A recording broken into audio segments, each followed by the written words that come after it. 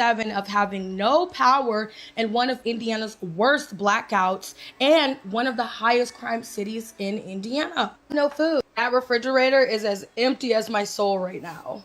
It's everyone's like, oh, how dark is it? How dark is it in Gary, Indiana, right? This is how dark it is. This is a fucking residential street. That's crazy. And it's like that for miles. It's like that in every fucking direction. I have not seen any of this on major news headlines. Not one news major headline, CNN, MSNBC, Fox, none of them have reported it. Little ass ones have, like Chicago NBC. Only way I would have known this shit is if it was on Instagram or TikTok. What you mean? Over 300,000 residents of Indiana are out of power and water, and y'all not saying shit? How are these kids getting to school? Where's the air conditioning in those schools if their power is out? Also going to be food shortages because these goddamn grocery stores can't keep the power on. And I know I didn't see people say they getting robbed because their towns are pitch black. People are allegedly stealing people's generator, breaking into their homes, getting what they can get. You need to make some more noise. Honestly, enough noise is not being made. So please like, share, comment, or make your own video so this can hit CNN. If you didn't know, 90% of Northwest Indiana has been without power for well over a week, including Gary, Indiana, which is nearly 80% Black in population. This would be a great time for Americans' tax dollars to be working in their favor. You know, because during natural disasters, the National Guard can be deployed to help with clearing debris and trees that got knocked down. Instead, they're over here in DC by the thousands, profiling Black kids in metro stations. Oh, y'all thought they was just spending billions of dollars on these people to be here and take pictures of tourists?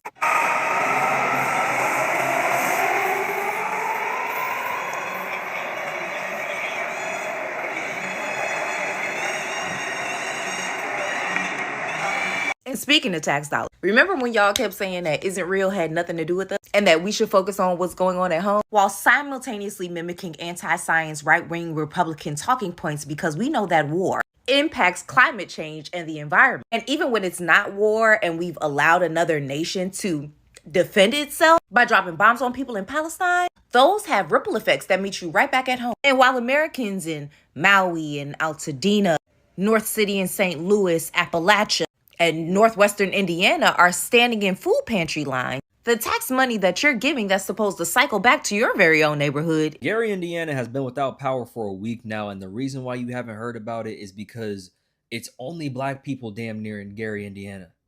Majority of people there are Black. You know what I'm saying? 100,000 people in Indiana overall that have been without power because of a crazy storm that happened there recently.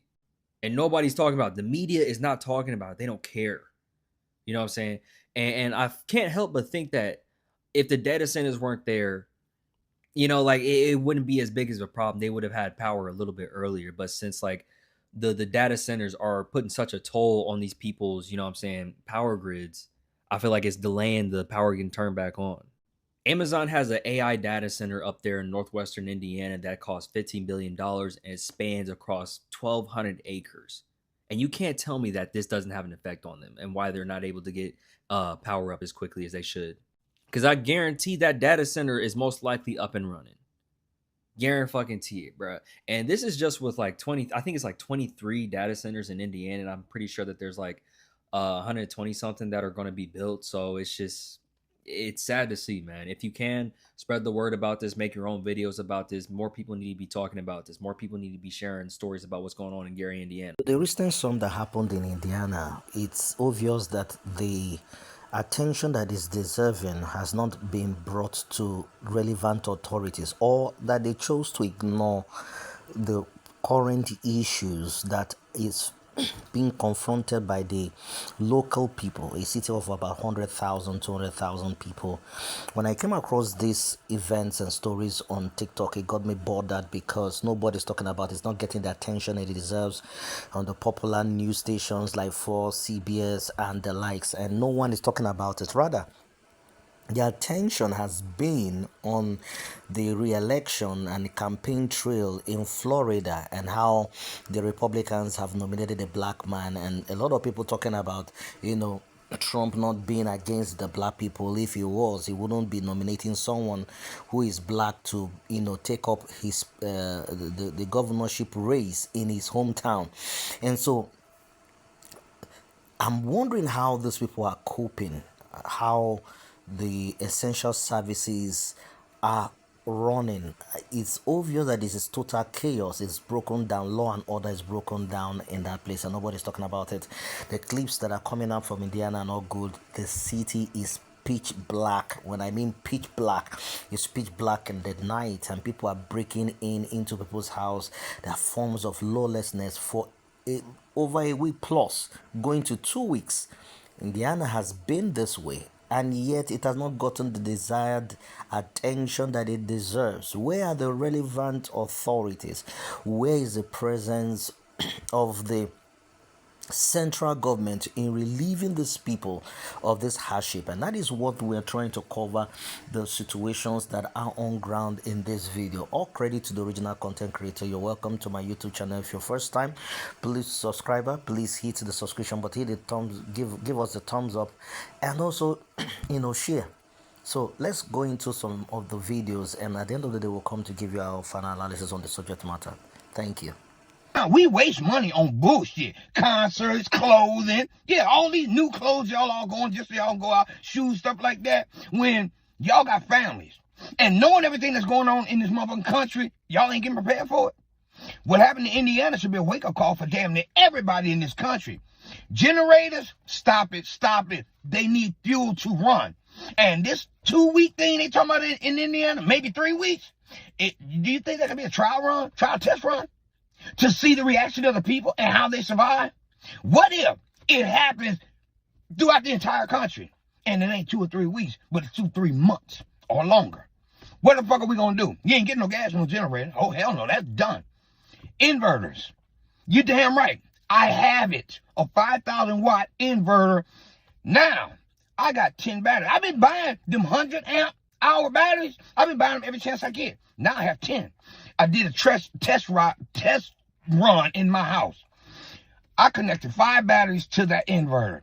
Do you know I ran 3 window units, my deep freezer, my refrigerator, the stove, wash and dry when I had to wash shit like that, coffee pot, air fryer, a whole lot of shit in my house. I even had my son playing his Xbox, whatever you call that damn game. 13 hours, 5 batteries. They went dead. I had 5 standby batteries. Now, I know y'all saying when them go out, if it lasts long, what you gonna do? Well, I'm pretty smart in one level because I have solar powered battery charger. Yeah, I ordered that too. And all I do is just take the 5, connect them to that solar powered battery charger. For 5 batteries running consecutive, it takes 6 hours to charge them all. But guess what? My other batteries are still running on the other one. So by the time they go down, I just replace them. We would be without power for maybe a minute, just switching over one motherfucking wire. That's it. Instead of spending money foolishly, knowing what this country is about to face, people need to start thinking about their family. And yes, Unc got protection. Everyone's like, oh, how dark is it? How dark is it in Gary, Indiana, right? This is how dark it is. Almost 100,000 people in Gary, Indiana are stuck and suffering. They've been without power for a week due to severe storms in the area. Just a month ago, the people of Gary were expressing concern about data centers' effect on their electricity. The total number of data centers in Indiana is 147. That's 23 currently operating and 120 currently being built. The state has specifically become a target for development because of its tax exemption on the electricity used by data centers, which saves each facility hundreds of millions of dollars. In October, Amazon opened a 1,200-acre, $11 billion data center in New Carlisle, Indiana. And in February, Meta broke ground on a $10 billion data center in Lebanon, Indiana. Research has shown that the existence of these large data centers puts strain on our power grids. Gary, Indiana is serviced by local utility Northern Indiana Public Service Company, or NIPSCO. Though NIPSCO is the company handling this blackout. NIPSCO also loves data centers. The utility company has proposed independent independent deals with data centers owned by Amazon and Alphabet, and its parent company created a utility completely dedicated to servicing data centers. Between 2023 and 2025, NIPSCO raised Gary residents' electric bills by $83. NIPSCO also accidentally doubled 3,500 customers' electric bills and then didn't report the error for a year after discovering it, and it seems as though these customers still haven't gotten full refunds. When a city has to open an oxygen refill station because people have been without electricity for nearly a week, that outage is no longer just an inconvenience. It is a healthcare access emergency. On August 11th, a derecho slammed Gary, Indiana with winds reaching 99 miles per hour. About 36,000 Gary Electric customers initially lost power, and 6 days later, Capital B Gary reported roughly 30,000 were still without it. So across NIPSCO's larger Northwest Indiana service territory, tens of thousands remain without electricity even today. And now we are beginning to see what prolonged power loss means for health. On August 17th, Gary opened a medical oxygen refill station at Indiana University Northwest, specifically for home oxygen patients affected by the storms. Gary Fire Chief Larry Tillman told CBS Chicago that crews had also been responding to numerous downed trees, gas odors, and generator fires. ABC 7 spoke with one Gary woman who had been without electricity for 6 days while caring for her paralyzed son. Another resident with neuropathy described struggling to get around and obtain a generator. Some residents using private wells lost running water because their electric pumps could not operate. Healthcare facilities are affected too. Methodist Hospital says that power has been restored at its North Lake and South Lake hospitals, while its latest publicly indexed notice still says that the Mid Lake campus remained without utility power. Franciscan Health also announced temporary closures affecting Northwest Indiana physician offices and express care locations because of the outages. Paula Plabansky, who's 58, was killed in Gary when storm-blown roofing material struck her. Her death was caused by the storm, not the subsequent outage, and while Indiana officials have connected at least 7 deaths statewide to this broader storm emergency, that is not the same as 7 deaths from power loss. What we can ask is why, after days without power and the creation of an oxygen station, nobody appears to be publicly counting the health consequences, because electricity is healthcare infrastructure too. Of y'all been keeping up what's going on in Gary, Indiana, but these people been without power for about 7 days. 7 days, and a lot of people are reporting that the news, nobody not really speaking about what's going on, the crime, everything. Okay, so I seen this guy who posted a video, and he goes on to say, he said they've been without power for 7 days. He said finally on a 7th day they've been thugging it out. He went to get a hotel where they had electricity, they had power. Gets to the hotel, a few minutes later, the power goes out at the hotel. Y'all, what is going on? What is going on in Gary, Indiana? Please, somebody, share, repost, send help. Send help. 7 days, no power. A lot of people don't have no money to be paying for no hotel like that. Y'all, it's wrong for that. I'm going to call y'all back. This is crazy. Bye, y'all. Houston lost power and they were sending linemen from all over the country to go help them. And do you guys remember what they were saying was happening in the neighborhoods in Houston? Yeah, they were saying that the linemen were being shot at. Y'all remember that? They were saying that the linemen were being attacked in the black community, and they weren't going to those communities to help them because of that. Well, that's exactly what's happening in Gary, Indiana. And if you didn't know, Gary, Indiana has been without powers for the last 6 straight days. And 2 nights ago, supposedly, allegedly, someone shot at what was a Jeep Cherokee that was being used by a NIPSCO contractor at 1:30 in the morning. And according to the news, black people were outside shooting at them, and so they couldn't go into Gary to restore their power because they didn't want to be shot at. But what the streets are saying is that this motherfucker was in the neighborhood at 1:30 in the morning with his lights out, and no one knew who he was, and they've been robbing people, if you didn't know that, and they thought he could be stealing.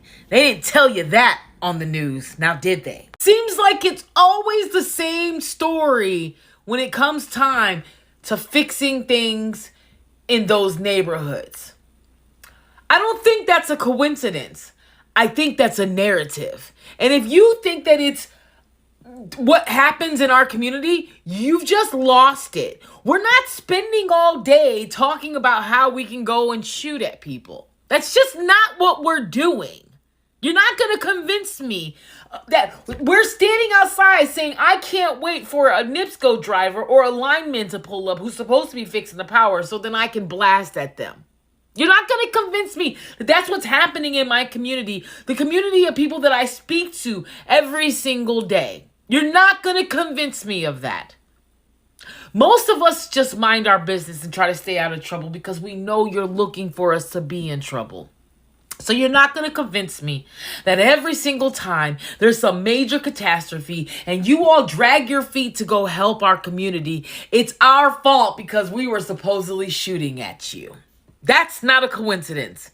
It's a fucking... Gary, Indiana, a predominantly black city, has had thousands of people without power for 8 consecutive days. Since August 11, thousands of residents of Gary, Indiana, and Northwest Indiana as a whole, Hammond, East Chicago, Maryville, have had thousands of people without power because of severe thunderstorms. Today, 8 days later, still 95,000 people are without power in Gary, Indiana. While living in Indianapolis, all of my favorite people were from the region, Northwest Indiana, East Chicago, Gary, Hammond. So I deeply feel for all of you as our government continues to let us down in times of need. And the ways that our government continues to defund itself in order to tell a self-fulfilling prophecy that the government doesn't function and doesn't work. This, on top of global climate change and global catastrophes, leads us to thousands of people without power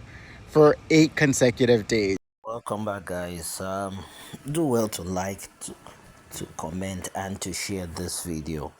The situation is really that which is very, crazy. I don't know who goes fixing power lines by 1:30 in the morning in the city that is blacked out, and there's been stories about crimes and all that. You see, Gary, Indiana happens to be in an area where they say it's predominantly black, but it's in a sundown city. But nevertheless, there's always this narrative that they always want to paint and tell whenever it comes to black folks. And this is also the same thing where you could have data service centers located in this place, because most of these people are most of these multi-corporation billion corporations are trying to evade tax tax payment on electricity, and obviously they're getting it in Gary, Indiana. And you can't tell me that those data centers are not up and running, that they have been without power supply. So what are they doing to relieve the suffering of the locals in that area? And so it gives great concern for this kind of stuff to be happening in the US. These are kind of things that people in Africa and the likes are used to. Months, days without light.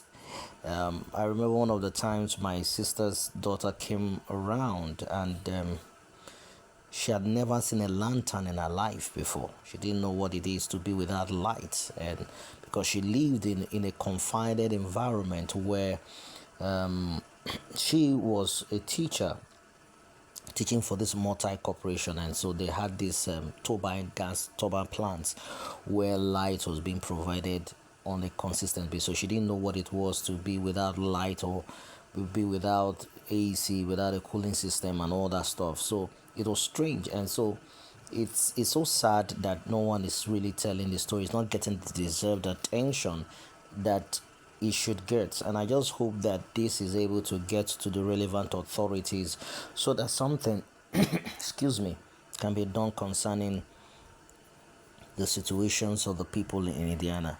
So I want to know what your thoughts, your opinions are in the comment section. Please do not forget to like, to comment, and to share. See you on my next video.